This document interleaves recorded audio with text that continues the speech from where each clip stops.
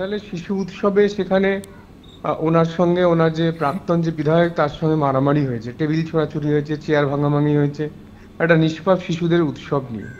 ফলে ওনাদের যে গোষ্ঠী কোন্দল কি ভয়ঙ্কর রূপে ধারণ করেছে, এবং তার একটা মাত্র কারণ হলো যে কে কত কাটমানি নেবে, কে কত কমিশন তুলবে, কে কত তোলামূলের তোলা কার ভাগে কত যাবে, সেটা নিয়ে একমাত্র ঝামেলা। ধন্যবাদ জানাবো যে ওনার 10 বছর পরে যে রিয়েলাইজেশন হয়েছে যে রাজনীতি আর অভিনয় একসঙ্গে করা সম্ভব নয়। উনি অত্যন্ত ভালো অভিনেতা, এবং যেটা নিয়ে আমি বারবার বলেছি যে উনি অত্যন্ত ভালো অভিনেতা, ওনার কাজ অভিনয় করা।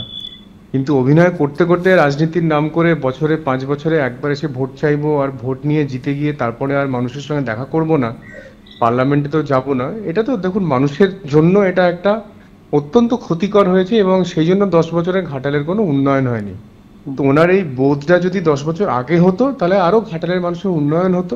জল্পনা বাড়িয়ে হঠাৎই 3টি কমিটি থেকে দেবের পদত্যাগ। ঘাটাল রবীন্দ্র শতবার্ষিকী মহাবিদ্যালয়ের সভাপতি পদে ইস্তফা দিলেন। ঘাটাল হাসপাতালের রোগী কল্যাণ সমিতির চেয়ারম্যান পদে ইস্তফা দিলেন তৃণমূল সাংসদ। বীরসিংহ উন্নয়ন পর্ষদের ভাইস চেয়ারম্যানের পদও ছাড়লেন দেব।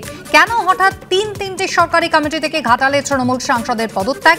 এখনো পর্যন্ত 3টি কমিটি থেকে ইস্তফা নিয়ে দেবের কোনো প্রতিক্রিয়া পাওয়া যায়নি। দেবের পাঠানো 3টি পদত্যাগ এসেছে জানানো হলো জেলা শাসকের দপ্তর সূত্রে।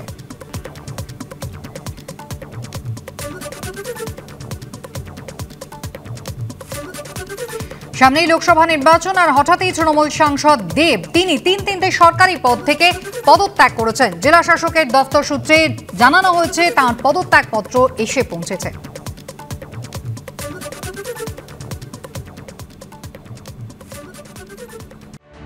দরজায় কড়া নাড়ছে লোকসভা ভোট, তার আগে কি তৃণমূলের থেকে দূরত্ব বাড়াচ্ছেন অভিনেতা সাংসদ দেব?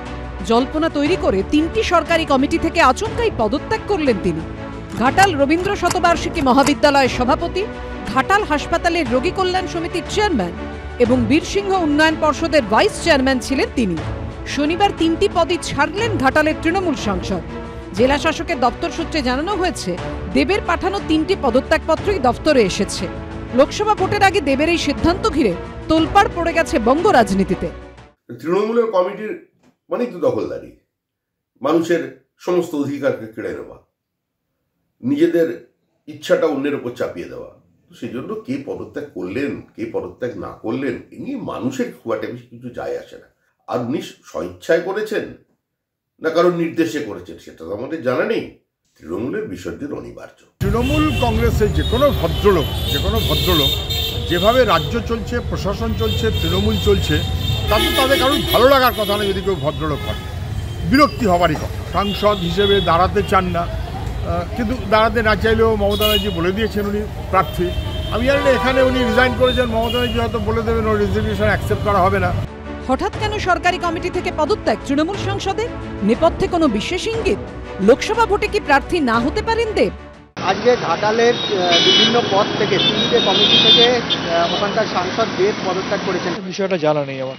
ভোটের আগে জল্পনা বাড়িয়ে আচমকা ঘাটালে 3 সরকারি কমিটি থেকে দেবের পদত্যাগ। কাজের চাপে সময়ের অভাব, ইস্তফা নিয়ে ঘনিষ্ঠ মহল সূত্রে দাবি। ঘাটাল থেকে তৃণমূলের প্রতীকে 2বার জিতেছেন দেব, 2014 এবং 2019 সালে। তবে বছর দেড়েক আগে সরকারি প্রেক্ষাগৃহ নন্দনে দেবের ছবি প্রজাপতির শো না পাওয়া নিয়ে টানাপোড়েন তৈরি হয়েছিল। আবার সূত্রের দাবি 10ই জানুয়ারি পশ্চিম মেদিনীপুর জেলা তৃণমূল নেতৃত্বের সঙ্গে বৈঠকে মমতা বন্দ্যোপাধ্যায় বলেন, দেব শিল্পী, ভালো ছেলে, দেব দলের সম্পদ। কিন্তু তারপর কি হলো? আচমকা কেন 3টি সরকারি কমিটি থেকে পদত্যাগ করলেন দেব? তা নিয়ে এখন জল্পনা তুঙ্গে। সৌমেন চক্রবর্তী, সোমনাথ দাস ও সুদীপ্ত আচার্যের রিপোর্ট, এবিপি আনন্দ।